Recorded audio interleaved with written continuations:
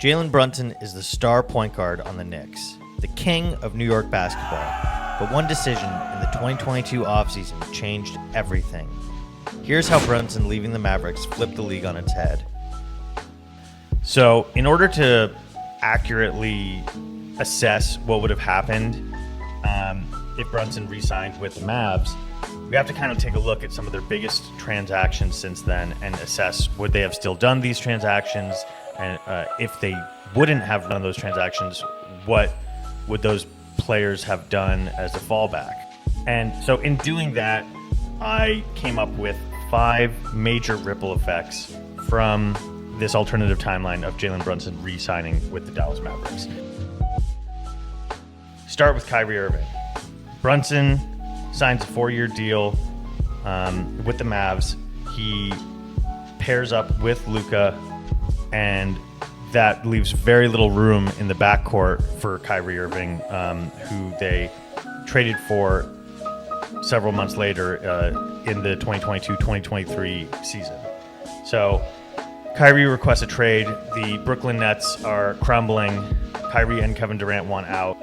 The teams that are courting Kyrie are the Lakers, the Suns, and the Mavericks.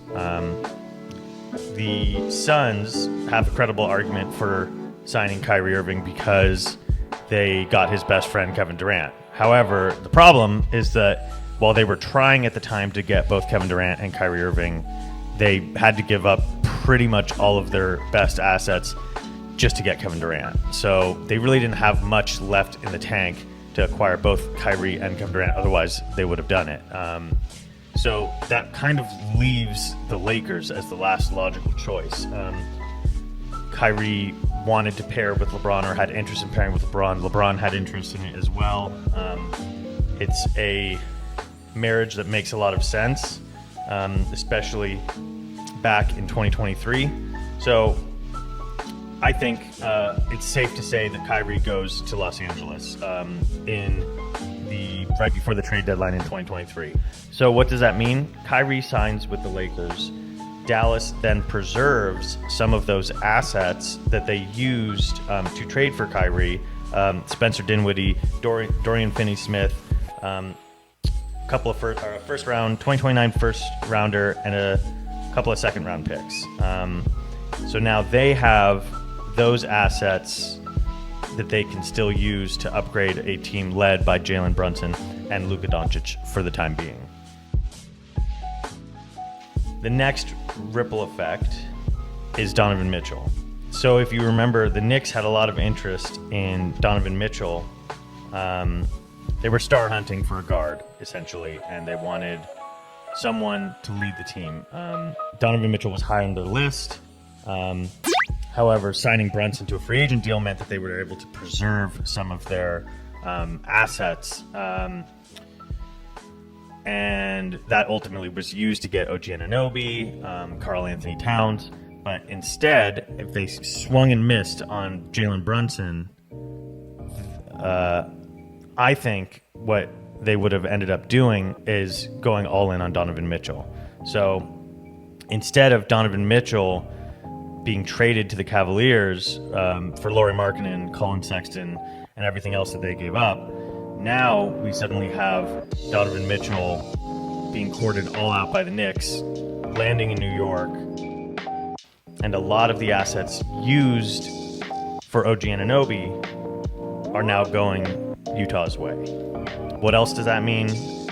That means that now Lauri Markkanen doesn't have his breakout year in Utah, and it also means that the Cavs, without Donovan Mitchell, are looking to pair Darius Garland with another guard.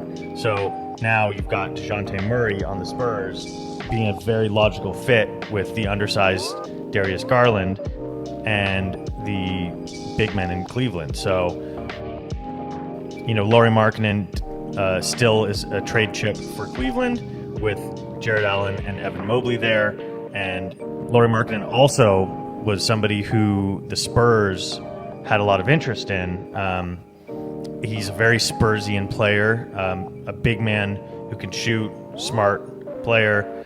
So now, you've got the third ripple effect, which is Lauri Markkanen and DeJounte Murray, who I think would be traded for each other essentially. Lauri Markkanen, Colin Sexton to the San Antonio Spurs for DeJounte Murray and draft capital, whatever, filler. And then you've got the Cavs built around DeJounte Murray, Darius Garland, and their big men. You've got the Spurs with Lauri Markkanen, who will not impact their ability to win the lottery and get Victor Wembanyama, because it's not like he impacted winning in Utah much anyways. So now you've got Lauri Markkanen and Victor Wembanyama, one of the most unique front court pairings I can think of. A couple of skilled 7-footers. So now we've got Kyrie Irving in LA, Donovan Mitchell in New York, Lauri Markkanen and Colin Sexton in San Antonio, DeJounte Murray in Cleveland. So now what happens with Klay Thompson? Well, he was leaving the Warriors no matter what. He was pissed off with the Warriors. That relationship was pretty much over. Shout out to Joe Lacob. So Klay Thompson is leaving, and Kyrie Irving is already with the Lakers and re-signed to an extension. So while the Lakers are always interested in Klay Thompson, have always been interested in Klay Thompson, and Klay, being from Los Angeles, always has some interest in the Lakers, I don't think that's where he goes. I think the most important thing to him in the offseason was, I want to get paid, and I am still a starter in this league. I want to get back to being an all-star. I'm not ready to give up all that and become a six-man off the bench averaging 23 minutes a game. So what teams have cap space and are willing to give him that kind of an opportunity? Dallas no longer has the money to do that, or the space, or that kind of an offer. So clearly he's going to have to search elsewhere. There's one team that makes sense, and it's a team that has been looking for a shooter for as long as I can remember, although have since gotten one this offseason, but the Orlando Magic. So 2024 offseason, the Orlando Magic, they're just on the rise. So Orlando provides the best opportunity for Klay Thompson to start and to kind of offer something that they don't have in their offense. So you've got Suggs, a gritty defender, but not a shooter. You've got Paulo, who is a good offensive player, but a not super efficient scorer, and someone who desperately needs some shooting around him.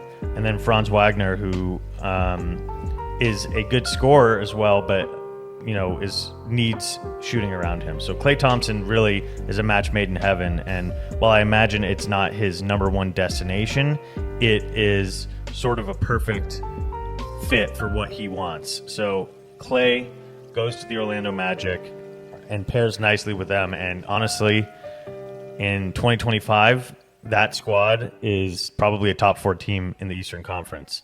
So then sort of the last big ripple effect from all of this is Pascal Siakam. So Pascal obviously goes with the Indiana Pacers in a trade in 2024, and now with Dallas having preserved a lot of their trade chips that they used to get Kyrie Irving, they now have to build around Jalen Brunson and Luka Doncic, who desperately need sort of a wing defender, a guy who can score, who can shoot, and defend for sure. So I think that is a very logical destination for Pascal Siakam, the Dallas Mavericks. So you've got a lot of the assets that they used to get Kyrie Irving, they would then use to outbid the Indiana Pacers to get Pascal Siakam and build around Jalen Brunson, Luka Doncic, and Pascal Siakam. Now, of course, I think in just about any alternative timeline that you can come up with that involves the Dallas Mavericks, you're still going to have a crazy Nico Harrison, and you're still going to have a Nico Harrison with a love and affinity for Anthony Davis, for Nike athletes, I guess. And I think that relationship with Luka goes sour no matter what.